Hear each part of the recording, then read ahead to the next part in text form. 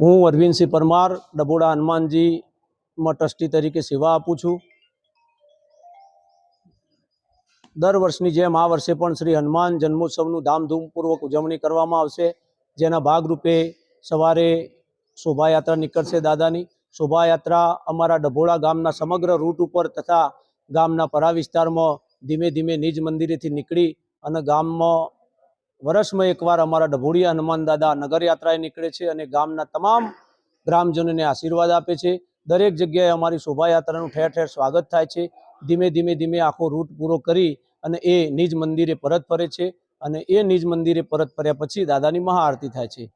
બીજી વિશેષ તેલના ડબ્બા જે દાદાને ચઢાવવામાં આવે છે એ તેલના ડબ્બાનો રુદ્ર મહાઅભિષેક થાય છે અને આની લગભગ શરૂઆત 35-40 વર્ષ પહેલાં અમારા વડવાઓ અને વડીલોએ કરેલી।